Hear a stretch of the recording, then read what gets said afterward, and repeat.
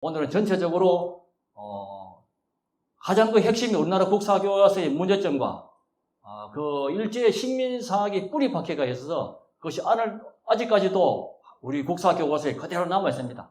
그 핵심되는 내용들을 좀 설명을 드리고 어떻게 대책 방안도 같이 논의하도록 하겠습니다. 오늘 순서는 먼저 역사인식 현실, 그 다음에 황국사관과 역사 왜곡, 또 식민사학이 한국사 교과서에 미친 영향, 또 한국정부 수립 후의 역사학계 동향, 마지막으로 한국사 정립 방안 순으로 설명을 드리도록 하겠습니다. 역사인식 현실입니다.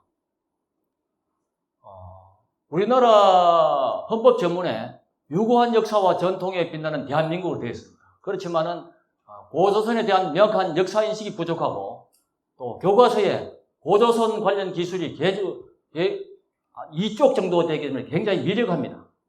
그래서 문제는 우리 자라나는 청소년들이 이것이 정말 사화인지 신화인지 분간을 못하고 있습니다. 그래서 상고사인식 부족으로 해서 정체성이 확립되지 못하고 우리 청소년들이 고조선이 있었는지 아니면 신화인지 사화인지 정확하게 설명을 할 수가 없어요.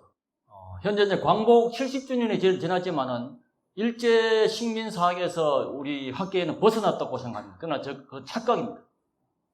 그래서 상고사 관련 민족 역사 기원 당문 이야기만 나오면 국수주의, 제야사 한 종파의 교리로 여기고 또 이러한 국적 불명의 학풍이 사라지지 않는 한 역사 강복은 기대하기 어렵습니다. 그래서 오늘의 한국사학은 결코 장래를 낙관할 수 없는 처지고 역사학계가 이런 우리 한사고 문제든지 고조선이 신화인지 역사인지 이런 논쟁이 되고 있을 때 우리 한국사가 정립하지 못하고 있을 때 한반도 남쪽은 일본의 임난일본부가 설치된 고대 일본의 식민지가 되고 한반도 북쪽은 한사군 중국의 식민지로 지금 전락되고 있습니다. 역사가 왜곡되어서. 그래서 지금 한국사 서술 방식과 서술 체계가 우리 교과서에 나오는 서술 방식과 서술 체계가 일제 관학자들이 정치적 의도로 만든 체계를 그대로 답습하고 있습니다. 고조선이든지 한사군, 고려국경 이런 문제인데 특히 이제 상고사는 일제가 역사연대를 아래로 끌어내리고 고려영토 북반 지역을 대부분 줄여서 활동 영역을 대폭 축소를 했습니다. 그래서 대일항쟁기 36년간은 우리 5천년 역사 중에서 짧은 세월이지만은 그때 최초로 근대적 역사인식이 형성되는 중요한 시기이기 때문에 일제 식민사학이 무의식적으로 받아들여져서 이 식민사학은 광복 70년이 지났지만 아직도 쉽게 바뀌지 않고 있습니다. 다음은 이제 황국사관과 역사 왜곡에 대해서 말씀드리겠습니다. 황국사관은 18세기 이후 기존의 일본 유학자가 조선 숙부의 반발로 국학운동이 일어났습니다. 일본에서. 그래서 메이지 유신을 통해서 서양 문물을 적극 수용하고 안으로는 천황제 국가를 도모하고 밖으로는 대륙 침략을 위해 신학 속 천황을 정점으로 국민 통합을 시도했어요. 그래서 한국 침략을 정당하기 위해서 독단적으로 무비판적으로 한국사를 왜곡하기 시작합니다. 연구하기 시작했어요. 일제의 이제 한국사 연구 방식은 동경제국대학 사학과를 중심으로 해서 그때 실정주의 사학자 독일의 랑케의 제자 리서가 동경대 사학과 주임교수로 와서 일본에 많은 역사학자들을 배출시켰습니다. 그 다음에 육구성 참모본부에서는 광개토 대왕 비문을 연구하고 또 남만주 철도 주식회사에서는 만주지역을 연구를 하고 사회 경제 사학자 중심으로 해서 우리나라 토지들을 수탈하기 위해서 이런 연구를 했으며 결국 그 내용은 한국 역사의 타율성, 자율성이 아니라 타율성, 일선 동제론, 일본과 조선의 조상은 같다. 또 역사의 발전이었고 정체된 민족이다. 이런 중심으로 연구되었습니다. 그때 이 하야시 다이스케가 이건 동경제국대학의 한문학과 출신인데 1892년에 조선사를 처음으로 서술했습니다. 이 조선사는 형식은 서양식 역사 서술 방식으로는 최초입니다. 최초인데 문제는 우리 고조선 시작을 중국의 식민지로 시작되는 걸로 기록을 해놓았습니다. 중국의 식민지. 이 내용 자체가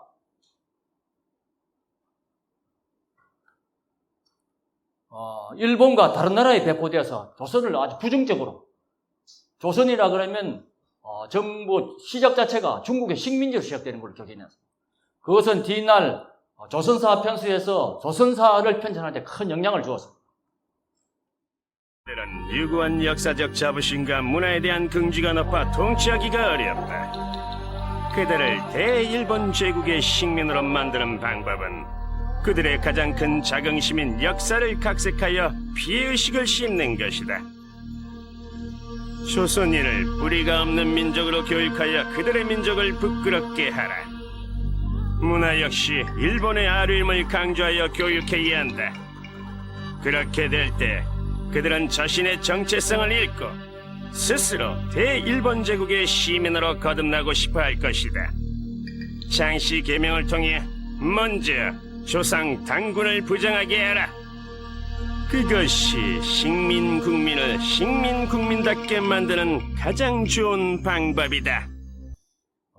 그 이후에 일제는 우리나라 역사를 왜곡하기 위해서 조직적으로 조선사 편수회를 만들어서 1922년부터 38년까지 16년간 2만 4천 쪽의 조선사 37권을 발행해냅니다.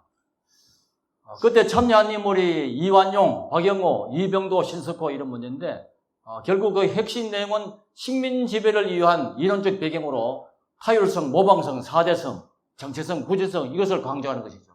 그래서 제일 핵심은 모든 역사를 한반도 안쪽, 두만강과 압록 안쪽으로 반도사관을 조작하고 조작된 논문으로 우리나라 역사를 전부 왜곡에 들어갔습니다.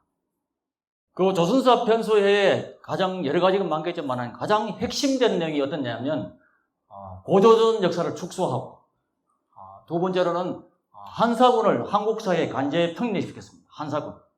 한사군이 전체 우리 고조선 역사의 후예권처럼 강제 편입시켰어요. 그리고 고려 영토를 축소하고 국경을 축소했어요. 가장 큰 것이 이제 강동 육주 위치, 또 철령이 위치, 그 다음에 동북구성 위치인데 이 큰 것이 고조선 역사 축소, 한사군 한국사 관계 편입, 고려 영토 축소인데 이 내용이 가장 큰 것입니다. 이것이 그대로 오늘날 그대로 우리 국사 교과서에 반영이 돼서 크게 변하지 않고 그대로 내려오고 있습니다. 그래서 다른 것은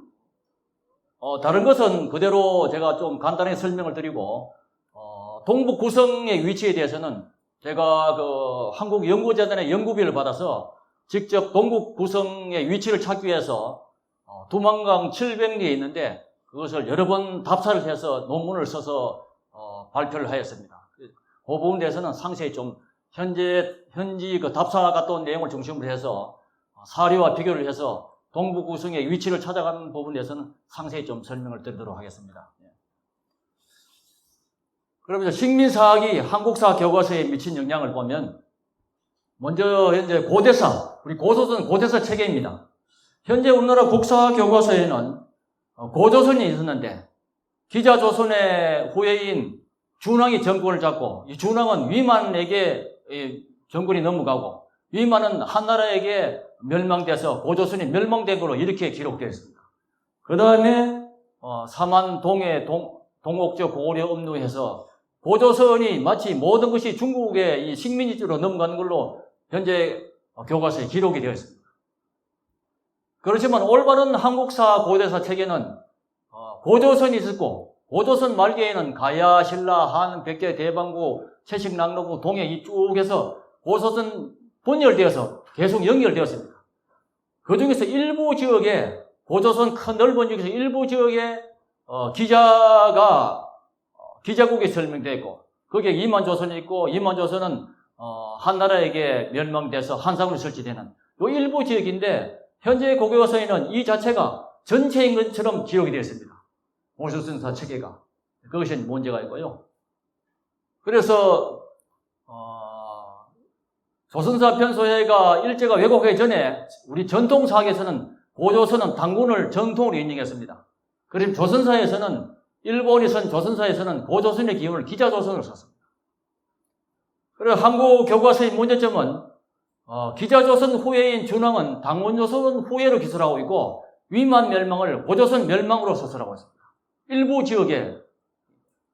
그래서 개정할 사항은 기자조선은 요소지역, 나나유역, 당원조선과 별개로 존재했고 준왕은 당원조선의 후예가 아니고 기자의 후예고 위만조선이 멸망하여도 당원조선 후예들은 요동지역과 북만주 및 한반도에 존재했다는 것이죠. 그리고 고대사 체계가 완전히 바뀌어 있다는 것이죠. 이제 국사교과서. 고조선의 건국 신화로 알고 있는 단군 신화가 신화가 아니라 실제로 있었던 역사라는 사실을 입증한 책이 나왔습니다. 일제가 삼국 유사에 나오는 고조선 관련 기술을 변조했다는 겁니다. 우상욱 기자입니다. 고려의 승려 이련이 쓴 역사책 삼국유사입니다. 현재 출간된 대부분은 단군의 아버지인 환웅이 환인의 서자인 것으로 기술돼 있습니다. 하지만 문제의 인자는 간자체 국자에 가필된 흔적이 역력합니다. 일제시대 이만희씨라는 일본 사학자가 변조한 것입니다. 변조 이전의 삼국유사를 보고 정리한 동경제대 발간본에는 국자로 분명히 기술돼 있습니다. 한민족이 단군조선 전에 이미 환국이란 나라를 형성했다는 역사적 사실을 일제가 왜곡했다는 분석입니다. 이런 주장을 책에 담은 저자는 사학자가 아닌 현직 교육과학기술부 과장입니다. 그때 일본 역사교과서 왜곡 사건 났을 때 그때 제가 실무반장을 맡았습니다. 한일 관계 역사뿐 아니라 고조선 역사가 왜곡됐다는 걸 알고 그때 대책반에서 이 관련 자료를 조사했습니다. 성 과장은 4년 동안 방대한 사료를 모아 단군조선이 허구적 신화가 아니라 실제 역사임을 조목조목 증명해 사학계에 큰 파장을 불렀습니다. 학문적으로 한번 굳어지고 나면은 이것이 회복되는데 100년, 200년이 걸린다고 합니다. 그래서 그 도구마에 잡혀있기 때문에 우리 고조선의 본질을 보지 못한다고 봅니다. 비단 역사학자뿐 아니라 일반인도 바른 역사에 관심과 애정을 가져야 한다고 성 과장은 강조합니다. 이분은 교육부의 기획실장도 하신 분인데 또 서울대학교 사무국장도 하신 분인데 학자들에게 아무리 바뀌어도 안 바뀌니까 본인이 연구한 것을 고조선 사라진 역사 책자를 발간했습니다. 발간해서 역사를 증명해서 이제 굉장히 많이 팔리게 하고 외국에 또 한국 관련 우리 고조선을 알고자 하는 분들에게 많은 도움이 되고 있는 그런 책입니다. 그래서 제가 교육부 쓸 때 이번은 같이 고조선 역사연구회를 만들어서 행정직 중심으로 해서 이런 연구회도 계속 이어나오고 있습니다. 한사군입니다. 한사군. 한사군은 이제 고조선 지도는 이렇게 이제 더 클 수도 있는데 한사군은 현재의 교과서에는 전에는 계속 평양 중심으로 얘기했어요. 이 평양 중심을 누가 했느냐 하면 일제가 조선사 편수에서 이 중심으로 해서 한사군을 여기에다가 이 부분을 전체 다 한사군을 얘기했습니다. 실제는 많은 중국의 사료들을 조사를 해보면 요소 지역에 한사군이 설치된 걸 알 수가 있습니다. 다음. 전통사학에서는 한사군은 살수, 이북, 요소 지역에 되어 있습니다. 그런데 일본 학에서는 한사군은 한반도 북부 지역 중심으로 존재하는 걸로 기록이 났습니다. 그래서 한국사 교과서 및 국사학계에서는 몇 년 전까지는 학계는 대동강 유역을 한사군 지역으로 했다가 많은 이의 제기도 하고 제가 직접 국사 편찬위원회 편수관에게 지금 많은 새로운 기록들이 많이 나오고 있는데 어떻게 대동강 유역을 계속 얘기를 하느냐. 바로 기록에 대해서 이렇게 한은 고조선의 일부 지역에 고려를 설치했다고 국사교과서에 개정을 해놓았습니다. 그럼 최근에 이제 국사교과서가 한국사 교과서로 국정에서 거민적으로 바뀌었습니다. 거민적으로 바뀌다 보니까 누구든지 책을 쓸 수가 있습니다. 다시 회귀가 되어서 이 고조선 자체가 대동강 유역설이 지금 나오고 있습니다. 전에는 삭제된 것이 새로 등장하고 있습니다. 전에는 국사교과서 이 계속 변화하는 과정에서는 대동강 유역설은 없어지고 한은 고조선의 일부 지역에 정확하게 명확히 기록하지 않고 요소 지역이라 정하지 않고 일부 지역에 고려를 설치하고 되어 있는데 다시 회귀돼가지고 대동강 유역설이 지금 고등학교 국사교과서에 나오고 있습니다. 개정할 사항은 한사군은 요소 지역의 위치함을 명확히 서술하고 위만조선의 위치는 당원조선과 별개로 서부 변경 일부 지역에 존재하는 것을 명확하게 국사교과서에 기록해야 됩니다. 다음 이제 고려 국경 문제입니다. 지금 이것은 우리 국사교과서에 나오는 고려 국경입니다. 천리장성에서 압록강 하구로부터 원산만까지 이 천리장성에서 여 밑에 이것이 고려라고 되어 있죠. 그리고 강동육주 서희와 소손영이 거란에 단판을 지어서 거란이 획득한 것이 강동육주로 되어 있습니다. 이것이 바로 압록강 위쪽에 되어 있습니다. 그런데 최근에 밝혀진 연구에 의하면 압록강이 한 개의 두 개의 압록강이 있습니다. 여기에는 물수입에 있는 맑을 녹자, 이건 칠사알배에 있는 푸를 녹자입니다. 지금 이게 너무너무 중요한 것인데 대부분의 일본 학자들은 이 두 개를 다 무시를 하고 지금 북한의 압록강 이 중심부리 밑으로 다 배제를 해놨습니다. 그런데 연구를 해보면 학자들의 이거는 봉계시 지역의 강동주주가 이 부분이 아니고 이 부분이라는 것이죠. 천리장성도 일제가 꺼놓은 이 부분이 아니고 여기라는 것이죠. 그래서 많은 요사든지 검사든지 중국의 모든 기록들을 보면 명확하게 이 압록강은 지금 연영지역에 여기입니다. 연영지역, 여화지역 이 부분의 녹이고 현재 압록강은 북한의 압록강 이 크게 구분해보면 바로 기록을 찾을 수가 있습니다. 이것은 최근에 유당태 교수분이 고조선 일본의 그 조선사 편서에 나온 조선사를 번역하고 의역하는 과정에서 이걸 발견해냈습니다. 그래서 책도 내고 했습니다. 그리고 철령이 문제입니다. 철령이는 고려 말 때 공민왕이 친원 세력들을 물리치고 고토를 회복하는 과정에서 명나라가 철령이를 설치한다고 조선에 통지를 해왔습니다. 그래서 조정에서는 최영이 이성계에게 명을 내서 이성계가 압록강을 건너서 위화도로 갔습니다. 그런데 명나라가 철령이를 설치한다고 해서 위화도로 갔는데 철령이는 우리나라 교과서에는 이 지역 원산망 지역의 철령이라고 표시됐습니다. 현재 교과서에. 그래서 사실은 이 철령이는 거기가 아니고 이 압록강 건너 위쪽 여기 언주 이 땅이라는 것이죠. 전통사학에서는 요양북은 청성역고개를 얘기하고 일본 학에서는 함경도 남당 철령고개를 확정지어놔서 철령이를 표시를 해놓았습니다. 그리고 중국 기록이나 성사통지나 요동지에는 언주 땅이라 기록되어 있습니다. 그래서 한국사 교과서에는 함경도 원산만 지역으로 서술하고 있는데 철령에는 요동지역 고려 국경을 재검토하고 수정해야 되겠습니다. 자, 동북 구성의 위치, 동북 구성입니다. 이 동북 구성은 제가 직접 현지를 답사했기 때문에 좀 상세하게 설명을 드리겠습니다. 이것은 현재 한국사 교과서의 동북 구성의 위치, 또 동북 구성의 세 가지 관점, 길주 이남설과 함흥평야설을 비판하고 도만강 이북설을 검토해서 문헌과 현지 답사에 의한 공험진과 선출령의 위치를 비정해 보겠습니다. 한국사 교과서에는 90년대 중학교 교과서에는 동북구성이, 윤관의 동북구성이 이 함흥평야 지역 윤관의 동북구성 여기를 표시되어 있습니다.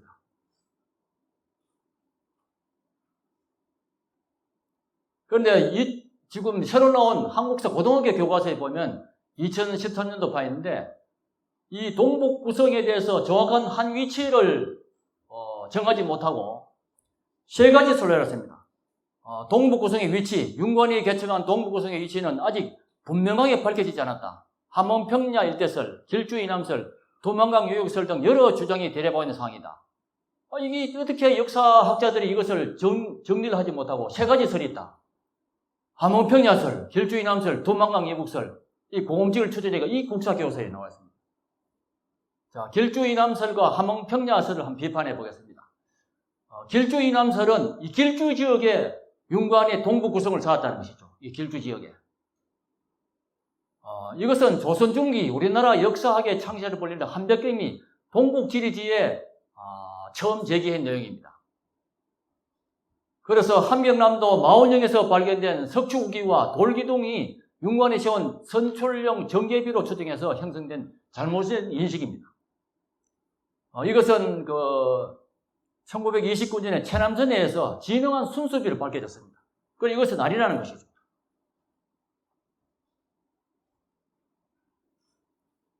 이것은 이 길주 이념설이 형성된 배경은 지금 이제 식민사학에서 벗어나지 못했지만 그 당시에는 이 사대주의 사관에서 벗어나지 못했습니다. 조선시대 학자들은.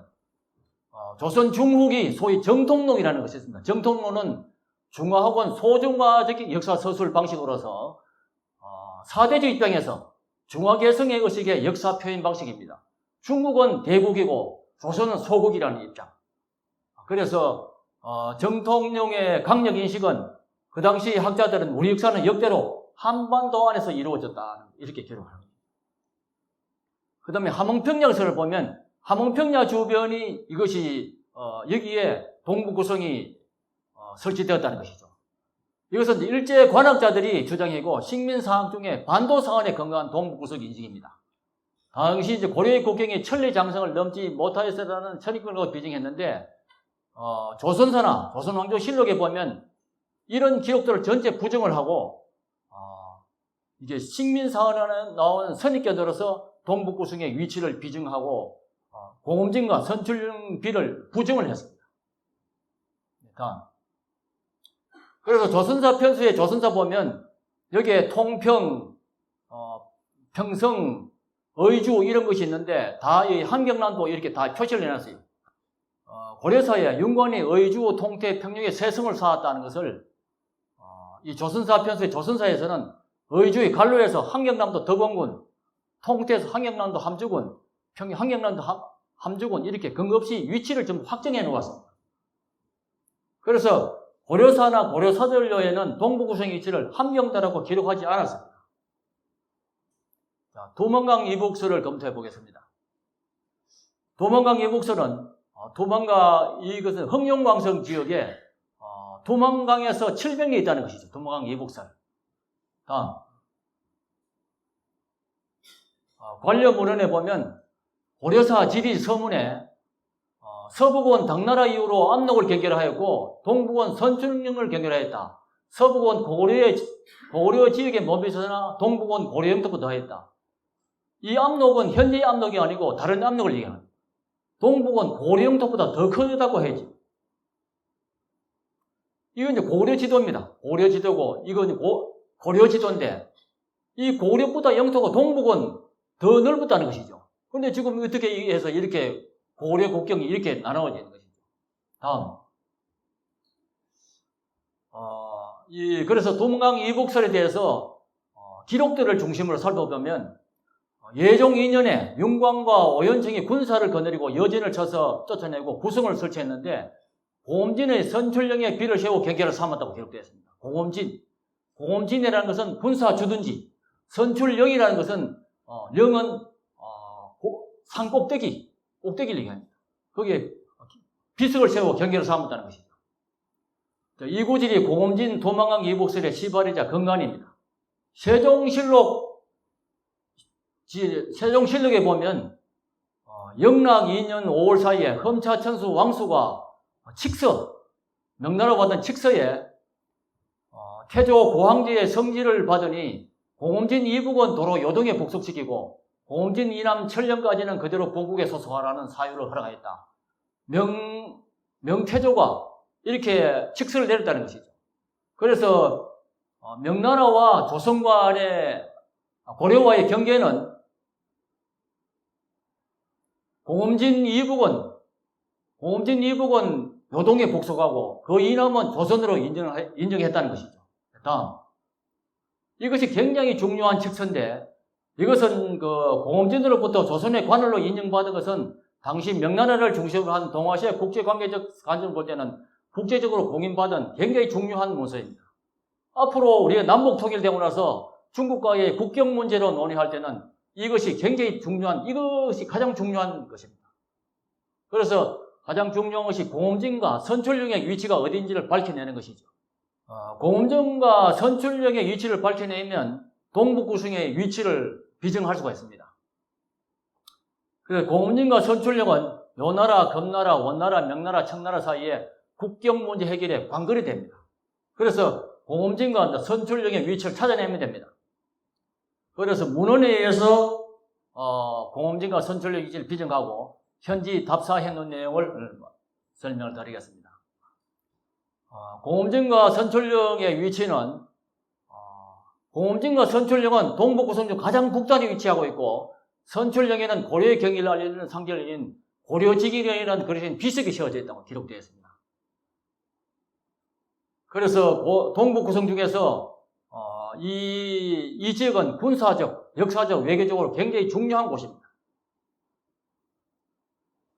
이 공홈진이라는 곳은 선춘령 인근에 군사적 목적으로 거점입니다. 군병력이 모이는 곳이 공홈진입니다. 진. 그래서 윤관 등의 여진 정벌 목적 혹은 정벌의 역사적 의미를 가장 잘 함축하고 있는 지역이 바로 이 공홈진과 선출령입니다. 그래서 공홈진과 선출령을 찾아내면 윤관의 동북 구성을 그 지역을 찾아낼 수가 있습니다. 이것은 북관 유적 도첩인데 이것은 17세기, 18세기에 북관 지역에서 공원을 세운 이런 내용을 화첩으로 8개의 화첩으로 했는데 여기에 보면 고려 예종 때 함경도의 인종을 물리치고 선출령에 고려직ing이라는 비책을 세웠다는 얘기가 나옵니다. 그래서 이것은 세종 21년에 1439년에 윤관이 동북구성을 세운 것은 1107년입니다. 거의 한 330년 후에 세종이 김종서에게 명을 내서 동북구성을 조사해서 보고하라고 명을 내립니다. 그래서 동북구성 중에서 특별히 공홈진 선출령의 실체를 파악해보라고 명령을 내렸는데 함길도 도절제사 김종서에게 전지하기를 동북지역은 공홈진으로 경계를 삼았다는 말을 전하여 온 조례다. 그러나 정확하게 어느 곳이 있는지를 알지 못한다. 고려사에 이르기를 윤관이 공홈진에 비를 세워 경계를 삼았다고 하였다. 지금 듣건대 선춘점에 윤관이 세운 비가 선춘점, 선출령에 윤관이 세운 비가 있다 하는데 본진이 선춘점에 어느 쪽에 있는가? 그 비문을 사람을 시켜 찾아볼 수 있겠는가? 그 비가 지금은 어떠한지, 또 윤관이 여진을 쫓고 구성을 설치했는데 그 성이 지금 어느 성이면 공홈진이 어느 쪽에 있는가? 서로의 거리는 얼마가 되는가? 듣고 본 곳을 아울러서 쌀이라. 세종대왕이 직접 김종서에게 이렇게 명을 했습니다. 그래서 그 명령을 받고 김종서가 직접 현지를 답사해서 기록을 냅니다. 그것이 세종의 명에 따라 동북 구성에 대해서 자세히 조사를 했는데 고려사전료, 세종실록 지리지, 용비어천과 친정 동북 예성남에 이것이 확인될 수가 있습니다. 그래서 이것은 왕명에 의한 조사이기 때문에 굉장히 상세히 기록이 되어 있다는 것이죠. 그래서 세종실록 지리지와 용비어천과 친정 동북 여지성남의 중심으로 답사를 했는데 거기에 보면 일일이 얼마에 가면 무엇이 나오고 일일이 그 구체적인 기록들이 다 있습니다. 그 기록에 따라서 현지를 답사해 보았습니다. 거기에 보면 이 소수분화와 대수분화가 만나는 흑룡광성 동령형 일동, 여기에 공홈진과 설출령이 위치한다는 것을 확인할 수 있었습니다. 여기 지금 이 지역인데 이것이 흑룡광성입니다. 이 도만강 700리 대의 지역에 가장 그 당시나 지금이나 확인할 수 있는 것이 산 이름이나 강은 이름은 바꾸지 변하지 않습니다. 여기 보면 가장 그 중요한 여기에 이게 강이 있습니다. 여기 소평강, 소화강 이런 강이 있습니다. 강 산이 있는데 이 강 중심으로 찾으면 이 지역이 바로 이 동북 구성 이 지역입니다. 강 이름이 나오는데 그래서 용비어천가에 보면 고주는 지명이다. 소평강 옆에 있다. 소평강 옆에 있다는 것이 기록이죠. 그래서 북한이 회령으로부터 2일을 가면 아지랑기에 이르고 다시 1일을 가면 상가에 이르고 4일 가면 고주에 이른다. 또 선출령에서 서쪽으로 4일 거리에 있다. 속평강은 그 근원이 고조의 경계에서 나와 동쪽으로 올라 바다로 들어간다. 이것이 용비어천가에 기록되어 있습니다. 그것을 이래 보면 북한이 회령에서 2일 가면 아지랑기 이르고 1일 가면 상가, 4일 가면 고주에 이르고 고주와 선출령광에는 4일 정도 거리에 있습니다. 이런 기록들을 따라 이렇게 가봤다는 거, 직접 현지를 가보다는 거죠. 고조에서 선출까지는 4일만 가면 됐다는 것이죠. 또 신정 동국유지 성나면은 공음진에 대한 이야기가 나옵니다. 공음진에서 도망강을 건너 고라이를 넘고 오동참, 영가참을 경계해 소화강에 이르는데 강가에 공음진의 예터가 있다. 소화강 강가에 공음진이 있다는 것이죠. 이곳은 고려의 영권이 사한 곳, 서쪽으로는 선출령과 육신이 되는 곳이다. 다음, 이쪽으로 가보세요. 이쪽으로 가면 이 소화강 강가에 공음진이 있고 육신이 되는 곳에 선출령이 있다는 것이죠. 그리고 이 주변에 공음진과 선출령이 있다는 것이죠. 그 다음에 거양성이라고 나옵니다. 거양성. 현성에서 북쪽으로 90리 되는 산 위에 예적에 산 돌로 된 고성이 있는데 어라손찬이라 하면 여기서 북쪽으로 30리 되는 곳에 허울삼촌, 북쪽으로 60리 되면 유선참, 쭉 가면 흙으로 산 예성터가 되는데 그것이 거양성이라고 동국유지 성남이 나옵니다. 그 학자들이 해보면 이 거양성이 오늘날 대성자 고성이라고 밝혀졌습니다. 대성자 고성. 이 바로 이게 속평강, 소화강, 소변강 주변에 이 대성자 고성이라는 것이, 그리고 거양성이라는 것이죠. 수빈강이라고 나오는데, 수빈강. 그는이 백두산에서 나와 북쪽으로 흘러 소화강이 되고, 또 한쪽은 속평강이 되어 공음진 성중령을 경유해서 거양에 이르면 동쪽으로 120리를 흘러 안민에 가서 바다로 흘러 들어간다. 이것이 동국유지 수빈강에 대한 기록이 나옵니다. 다음. 그래서 이것이 이 북쪽에서 흘러 들어가서 소화강 하나는 소화강이 되고 속평강이 되고 소화강이 되고 동쪽으로 흘러서 소빈강이 돼서 바다로 흘러 들어간다는 것이죠. 이 지금 현재 이름은 속평강은 소수분화, 소화강은 현재 이름은 대수분화입니다. 이 수빈강은 수분화, 이름은 바뀌었지만 옛날 기록에는 속평강, 소화강, 소빈강으로 되어 있습니다.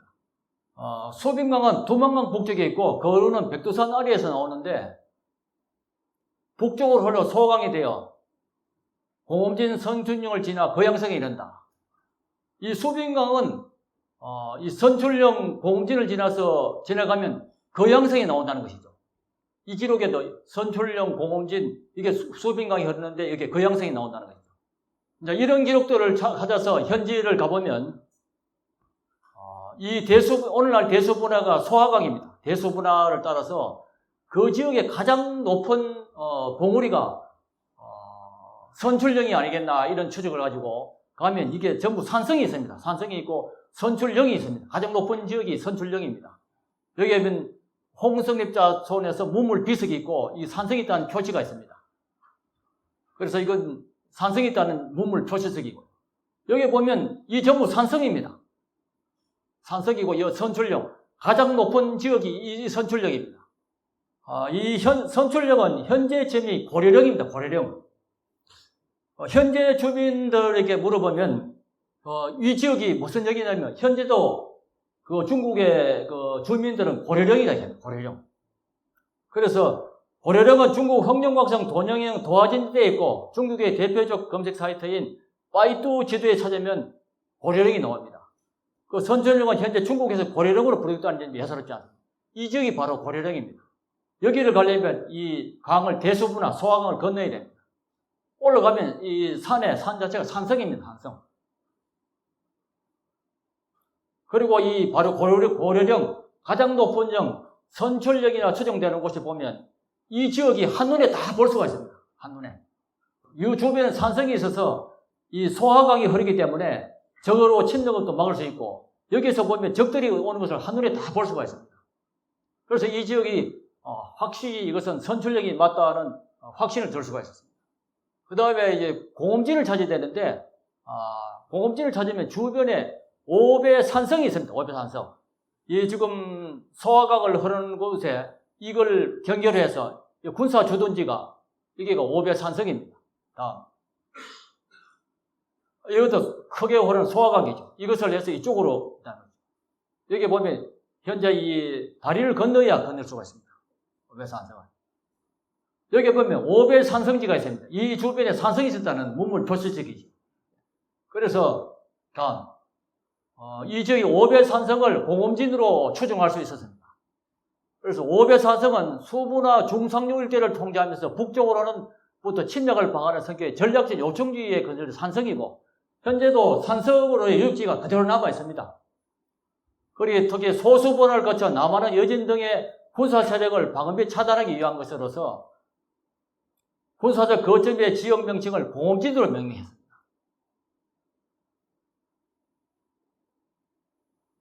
그래서 이 가장 높은 곳에 선출력이 있고 그 지역의 밑에 공진이 있는데 이 소수 분화로부터 내려오는 여진족들을 선출력에서 망을 보고 있다가 이야기하면 군사들이 들어서 이걸 물리치는 곳이 항상 이 주변은 산악이 굉장히 험하기 때문에 대부분 이 강을 타고 내려옵니다. 여진족들이.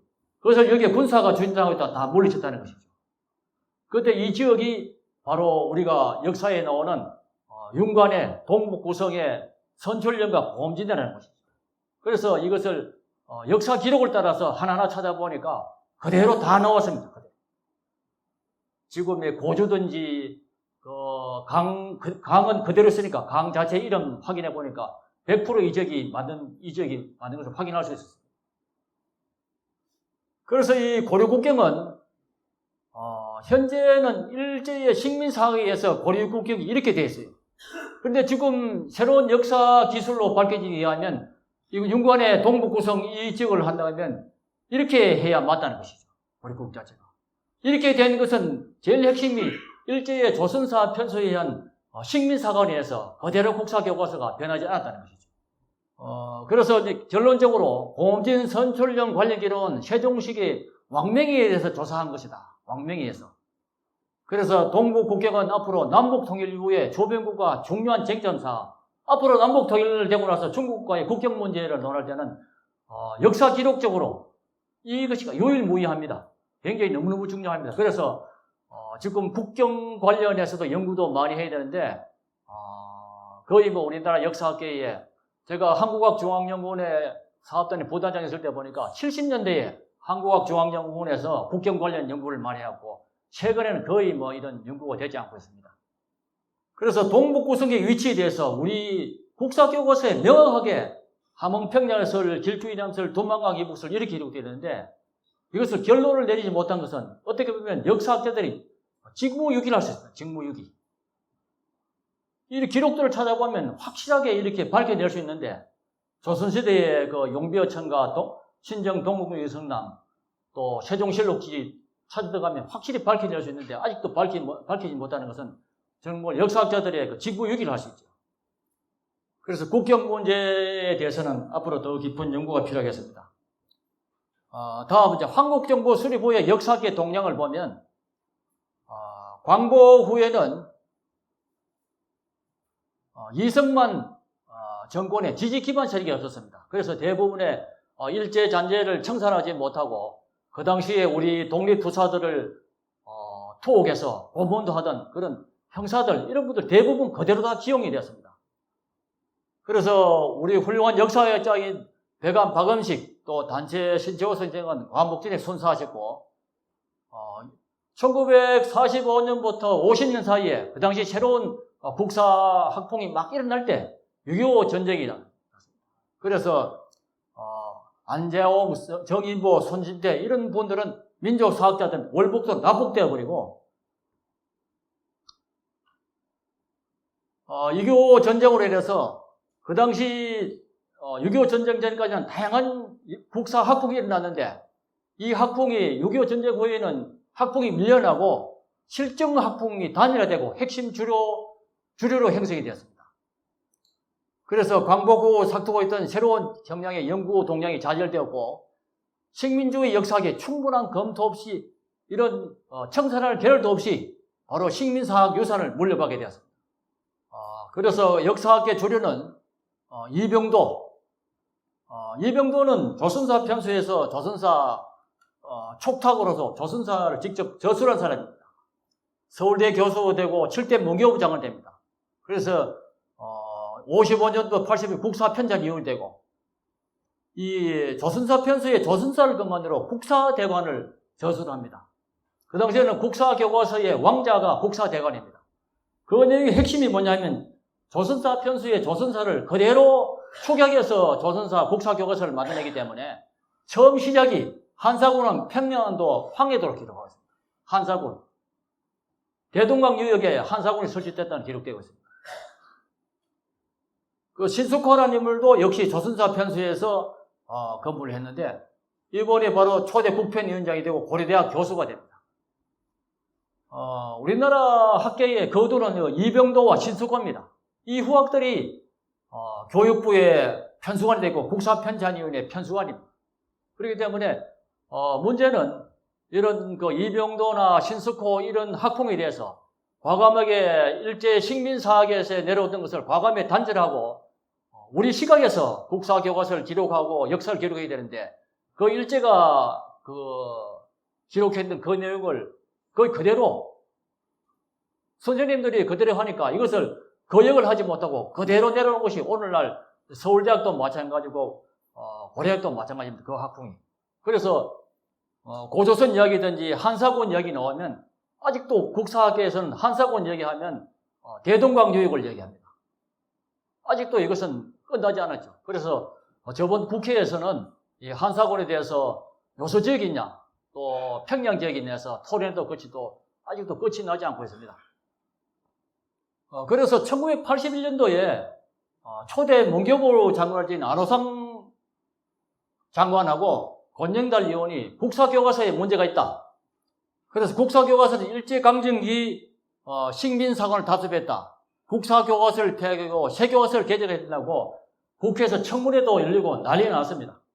그 이후에 강단사 이걸 국사교과서를 개정하고 새로 고조선과 한사군에 문제가 있다고 얘기하는 사람들은 제약사학, 이 강단사학은 주류사학, 비주사학 이때부터 이 대립돼서 오늘날도 이 강단사학과 민족사학, 강단사학과 비주류사학 이렇게 구분되고 있습니다. 자, 그러면 앞으로 어떻게 할 것인가? 한국사학 정립방안. 그래서 너무너무 중요한 사항입니다. 제가 볼 때는 이제 교육부에서 한 30년간 근무를 하고 국사교과서에 많은 관심을 가지고 교육부의 편수관과 토론도 많이 하고 또 국사편찬위원회 편수관을 직접 만나서 계속 그때 고조선 관련해서 한사군 관련해서도 한사군이 어떻게 대동강 요역에 있느냐 여러 서에 있는데 국사교과서 이렇게 해야 되느냐가 여러 번 질문하고 답변하는 과정에서 그것을 바꿔서 한해 군전을 여러 지역에 설치했다 이렇게 개성을 바꿔왔는데 이게 바뀌지 않습니다.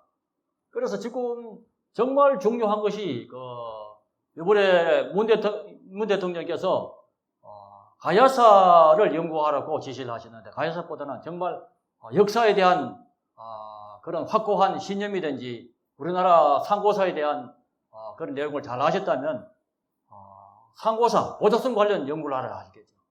그래서 이것은 현재 한두 사람의 힘으로 되는 것이 아니고 이번에 그 조선사 편수에 조선사를 37권이 있는데 제가 제일 문제가 이 조선사 편수에 조선사로 인해 우리 국사교과서가 이 모양이 됐으니까 조선사를 번역을 해서 이것이 무엇이 문제인지를 밝혀야 되겠다고 제가 그 한국학중앙연구원의 부단장에 있을 때 교육부로부터 매년 5억씩 25억을 받아서 조선사 편수에 조선사를 연구하려고 발주를 내었습니다.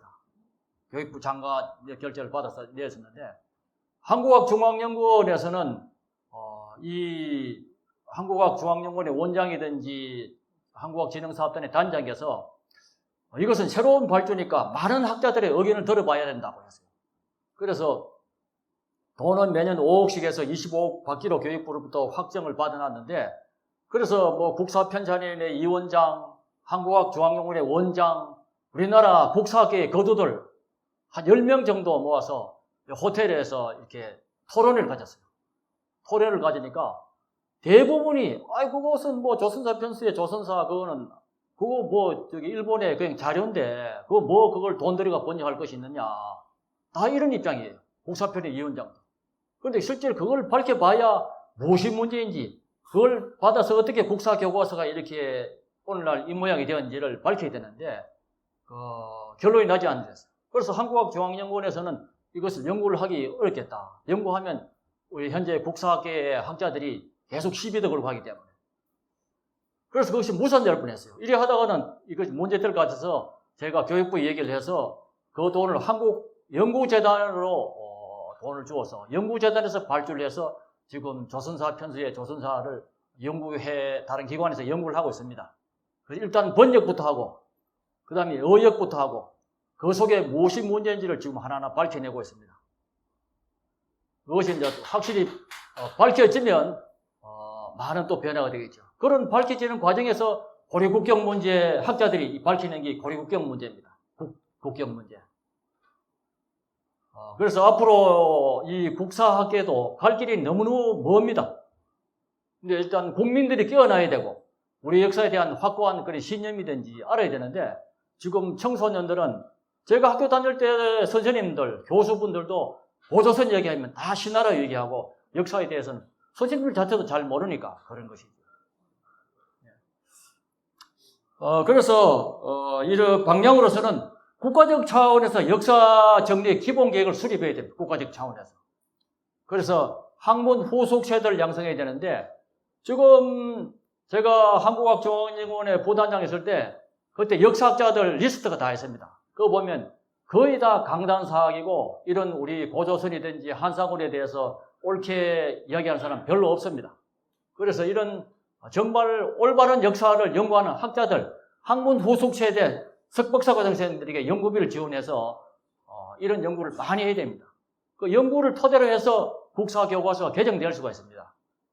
그래서 가장 중요한 건 지금 국회도 전에는 동북아 역사 특위라 구성해서 국회의원 차원에서 우리나라 역사가 문제가 있다고 해서 동북아 역사재단 이사장, 국사편찬위원회 위원장, 교육부의 편수 담당 국장 불러서 혼도 내기도 하고 국사교과서를 쓰라고 막 억박등 지르고 그랬습니다.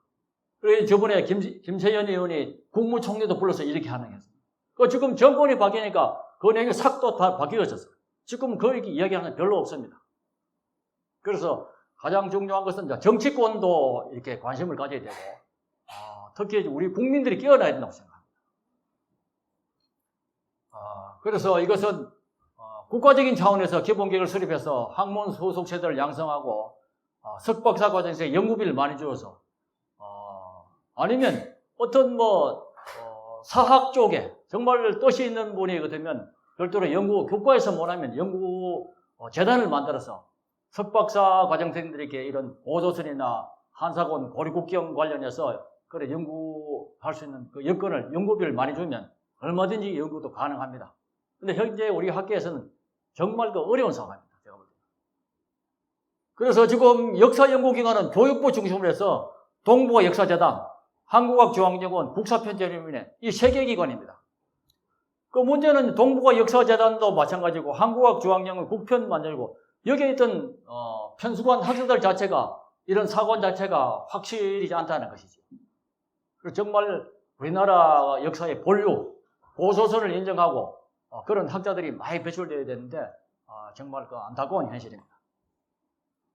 이렇게 전체적으로 큰 흐름 차원에서 우리나라 국사 교과서가 정말 올바르게 바뀌어야 우리 자라나는 청소년들이 바른 역사의식으로 바로 깨어날 수 있는데 특히 이제 고조선 관련 아직도 한사군에서 벗어나지 못하고 고려국경을 이렇게 하고 있는 자체는 가장 큰 영향이 일본의 그 식민사 그 영향이 아직도 너무너무 뿌리 박혀 있습니다. 근데 학계에서는 그걸 잘 인정을 하지 못하고 있어요. 그것이 문제라는 것이죠. 그래서 우리 정말 국민들이 깨어나고 바른 역사의식을 가진 이런 많은 선각자들이 나와서 우리 국사교과서를 개정하고 바른 역사를 정립하도록 해야 되겠습니다. 예, 이상으로 강의를 마치겠습니다. 네.